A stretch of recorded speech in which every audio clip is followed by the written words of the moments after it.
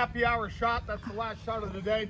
We call it the happy hour shot because that lets people downtown know when they can stop day drinking and go to happy hour drinking. All right, what we're going to do for you today is demonstrate a couple weapons for you. And the big thing that these weapons have in common is the fact they were both considered obsolete by 1565. It was very common for leaders of these expeditions like Pedro Menendez to purchase older weapons because they're a lot cheaper. Keep in mind, guys, these leaders are funding these expeditions. So the budget is very, very important part of their pre-planning. All right, starting off with one I'm sure everybody recognizes, that's the crossbow. Now the crossbow can trace its ancestry all the way back to ancient China. It was developed there around the 5th century BC. It's a very easy weapon to train somebody on. It's a very easy weapon to use. That's really what led to its popularity. Eventually it's going to leave Asia, work its way throughout the Mediterranean, finally hitting Europe right at the beginning of the Middle Ages. Mechanically, there's not too much to these. These are very simple weapons. The bow pot at the top of the weapon is called a prod or a limb. Obviously, you're going to have the drawstring. Stock to the weapon is known as a tiller because it resembles the tiller of a boat. Trigger mechanisms underneath the stock, and the little piece makes everything work sits right on the top. That's called the roller. The roller's job is to hold our drawstring in place. To press up on the trigger, the roller is released. That's what launches the projectile. Now, guys, this is a very authentic looking weapon. It really is. But this particular one is just made for shooting at targets. War bows look like this. They do, but they're going to be a little bit bigger, a little bit heavier. My draw weight on this weapon is only 80 pounds. A good war bow is going to have a draw weight on it in excess of 150 pounds. Some of them are so severe and tight that they actually had a tool known as a gaff to assist you in bringing that drawstring back into place. Straight line accuracy with this weapon, 20 to 25 yards. Straight line accuracy with a war bow is going to be about 70 yards. But put some elevation underneath of them, they can get you to 100 yards plus. Now the projectiles we use for these are not called arrows, even though they look like arrows. They're actually called bolts or quarrels. A little smaller than an arrow, but the big difference here, guys, is going to be the fletching. So you can see it's only fletched on two sides. When I load this weapon up in a minute, this bolt has got to lay flat in the groove on top of the tiller. You got fletching on 3 or 4 sides, that's not going to happen. And like the weapon itself, this bolt's just made for shooting at targets. If you look at that tip, it's nice and smooth. War bolts are going to be very similar to these. Now the shaft to that is a lot thicker. And look at the business end, right? Now see how thin it is? When this weapon is popular, so is in chainmail. And these war tips are literally designed to puncture chainmail. But wait, there's more. The tips, they're not permanently affixed to the bolt. You get hit with this and try to get it out, the only piece you're going to come away with is the wooden shaft. This is still inside you. Now you got to find someone to go dig it out for you. Not a pleasant thought. Now in September of 1565, when the Captain General of the Ocean Seas, Don Pedro Menendez de Alvarez, I'm a fan, by the way, I think Pedro Menendez is awesome. He's going to found our little seaside village on this field. And when that event takes place, nobody's used a crossbow in warfare for almost a century. But Pedro Menendez brought 30 of these war bows with him in 1565. 6 months after the landings take place, he orders another 50 and has them sent north to Fort San Mateo. And when you compare the weapon to Jake's arquebus next door, this has actually got a couple of advantages. First, an experienced soldier with a crossbow could get 3 bolts out of this in a minute. Jake's reload time in an arquebus is 30 to 45 seconds. Okay, so it's got a higher rate of fire. But more importantly, this doesn't depend on black powder. The arquebus does. Guys, you're in Florida. This is a hot, wet, miserable, humid environment 90% of the time. And the powder back then is nowhere near as good as what we have today. Your powder goes bad, that arquebus turns into a 9-pound club, just like that. Crossbows, they don't have that drawback to them. Now, loading are simple. I'm going to flip her upside down, put my foot in the stirrup, just pull back up on the drawstring.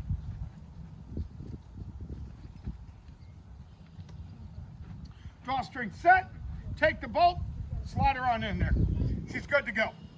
Now, the one thing the weapon does not have, doesn't have a sighting system to it. There's no front or rear side aperture here. So, familiarization with your own crossbow greatly led to your efficiency and your accuracy with the weapon. Speaking of accuracy, you guys see any kayakers back there? Yeah, a lot of paperwork yesterday. Wow. Oh, that was way high. Wow, it's kind of like very tight. That's good.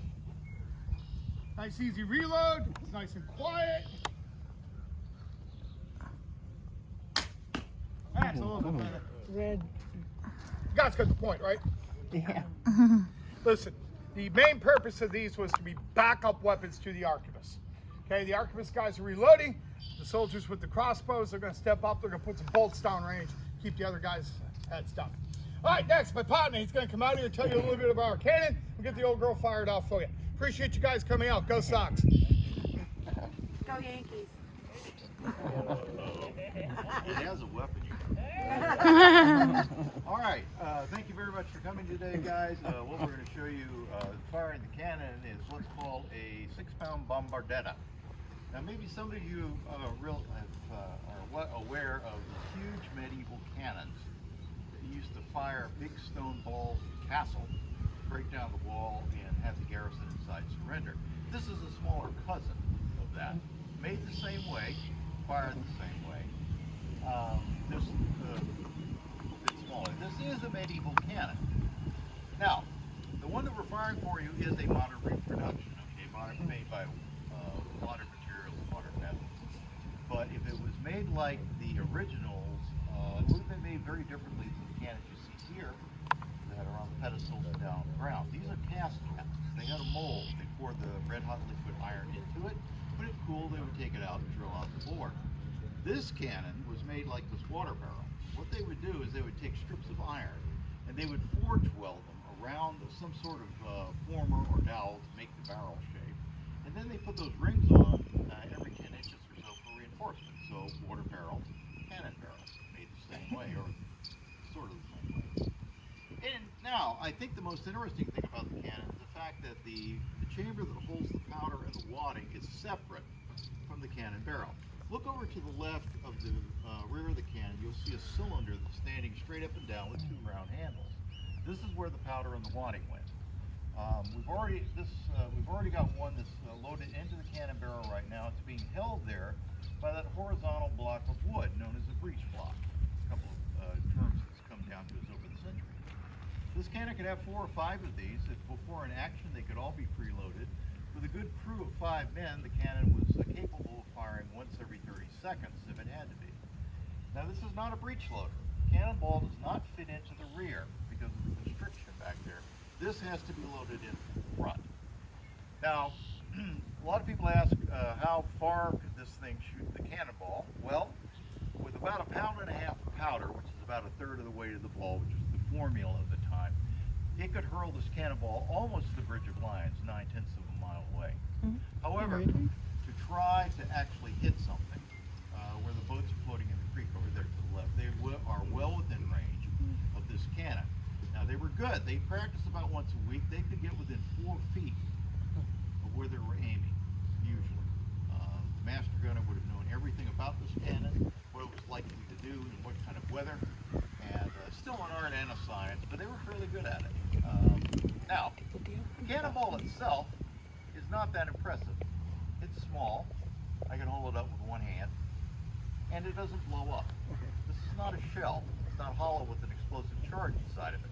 It's an impact weapon. Just bang, like that. Solid iron ball.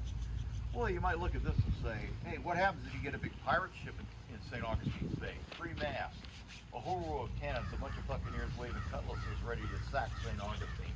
What's this going to do to stop them? And you'd be right to think not a whole lot. In fact, if you fired a cannonball like this at a galleon, that's the big ships at the time, what it would probably do is bounce off the hull and make the captain mad. That's basically all it would do. But a big ship can't get in here. St. Augustine's entrance to the harbor is guarded by a sandbar. The only way you can get through it, there is a passage where you can get a boat through it, but it's fairly narrow and it's shallow, 9.5 feet deep at high tide. A large ship can't get in here. Most of the galleons at the time weighed between 300 and 500 tons and drew more than 5 feet of water, or actually drew 12 feet of water, actually. And they would have to anchor offshore in 44 feet of water. That was considered to be a safe anchorage. And then what they did was they got out the ship's boat and put that in the water. Now, over here in our boathouse, we've got an exact copy of a 16th century Spanish chalupa, or boat. And by the way, that's not a term that Taco Bell invented. It just means boat. Okay. And this one was rowed by 10 men, 5 on each side with a tiller man in the back to steer it. carry 3 tons worth of stuff and not draw more than 5 feet of water. So if you're attacking St. Augustine, there's your boat. You might get in something a little bit bigger, but it can't draw more than 5 feet of water, okay? This cannonball traveling at about 400 miles an hour or 587 feet per second. What I want you to know about that boat is it's only 1 board thick, okay? When it hits that board, what it's going to do on the opposite side of it is send a spray of jagged wooden splinters flying everywhere at very high velocity. That's going to be enough to seriously wound a lot of the men on that boat. And if it hits below the water line, well, guess what? No European knows how to swim. Okay? The water's cold up there. Why would they, want to take a bath, much less swim? But now, the other thing too, this is the last of the age of armor. A lot of these guys have got on chainmail, they've got on breast and back plates, they've got on helmets, they've got, about 60 pounds worth of equipment. Guess what? When that boat goes down, so are they. Okay, too bad. All right, that's enough history. Let's make it. Okay, now if you have any pets or small children, make sure that their ears are covered. This can be very scary for them. If you we will not be firing a pound and a half of powder, okay? We're not going to make your ears bleed. We are going to be firing 2 ounces of powder. Now that doesn't sound like a whole lot, but when the cannon goes off, you will feel it and hear it, of course. Those of you who would like to get a still picture, a photograph of the cannon being fired, there's a little trick I want to teach you. Get your device ready to take a picture and hover your finger right above its button. When the cannon goes off, you will involuntarily flinch, like that. Get the picture exactly at the right time. Get all the smoke and the fire, okay? Now, those of you who don't like loud noises, now's the time to cover your ears. Oh no.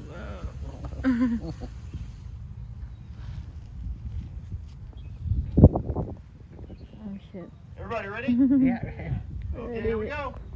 Por España! Por España! Fuego!